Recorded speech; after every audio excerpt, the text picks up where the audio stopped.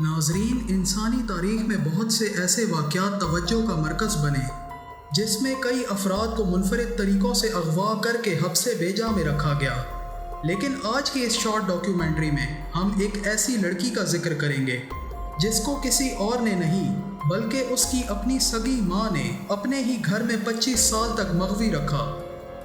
ناظرین، یہ بھیانک واقعہ فرانس کی ایک نوبل فیملی سے تعلق رکھنے والی بدقسمت لڑکی بلانچ مونیئر کے ساتھ پیش آیا، جو 1 مارچ 1849 میں پوائٹرس، فرانس میں پیدا ہوئی۔ بلانچ اپنی خوبصورتی اور اچھے اخلاق کی وجہ سے سب کی نظروں کو بھاتی تھی، اور اسی بنا پر بلانچ کے لیے بہت سے لوگ شادی کی پیشکش بھی کرتے نظر آتے، مگر بلانچ کے والدین کو یہ بات ناقابل برداشت محسوس ہوتی تھی کہ جب کوئی شخص ان کی بیٹی کا رشتہ مانگا کرتا۔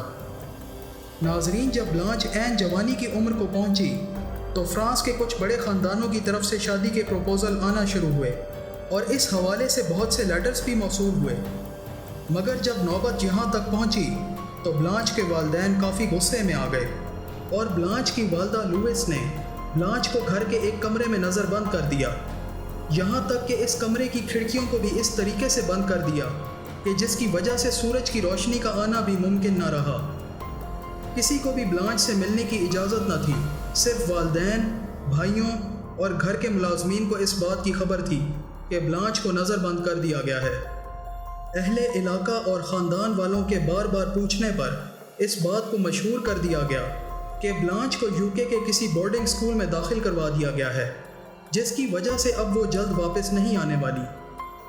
ناظرین، بلانچ کو کمرے میں ایک بیڈ مہیا کیا گیا تھا جس کے ساتھ وہ زنجیر سے بندھی رہتی تھی۔ بدقسمت بلانچ 25 سال تک اسی کمرے میں قید رہی، وہیں اسے کھانا پانی مہیا کیا جاتا، اور وہ رفع حاجت کے لیے بھی وہی کمرہ استعمال کرتی تھی۔ بالآخر 25 سال گزرنے کے بعد 23 مارچ 1901 کو اٹارنی جنرل آف پیرس کو کسی نامعلوم شخص کی جانب سے ایک خط موصول ہوا جس میں یہ درج تھا کہ مونیئرس فیملی نے اپنے گھر کے دروازوں کے پیچھے کچھ چھپایا ہوا ہے۔ واضح طور پر اس نامعلوم شخص کا اشارہ بلانچ کی طرف تھا۔ چونکہ نوبل فیملی ہونے کی وجہ سے مونیئرس کو قدر کی نگاہ سے دیکھا جاتا تھا، اس لیے انویسٹیگیشن کا فیصلہ کرتے ہوئے اتھارٹیز ہچکچاہٹ محسوس کر رہی تھی، لیکن بالآخر انویسٹیگیشن اتھارٹی مونیئرس کے گھر جا پہنچی اور چھان پٹک شروع کر دی۔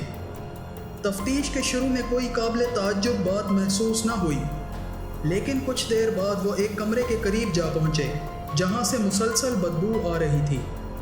جب تحقیقاتی ٹیم اس کمرے تک پہنچی تو دیکھا کہ دروازے کا ہینڈل گندا اور زنگ آلود ہے۔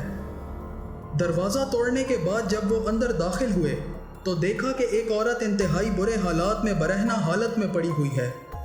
کمرہ باسی کھانے اور گندگی سے بھرا ہوا تھا، کیڑے میٹریس اور بیڈ پر رینگ رہے تھے، اور بدبو کی شدت کی وجہ سے تحقیقاتی ٹیم سے مزید تفتیش کرنا ناممکن ہو گیا۔ لیکن ٹیم کے ارکان نے اس کمرے کی کھڑکی کو توڑ کر کھولا، اور اس طرح بلانچ نے 25 سال بعد پہلی مرتبہ سورج کی روشنی کو دیکھا۔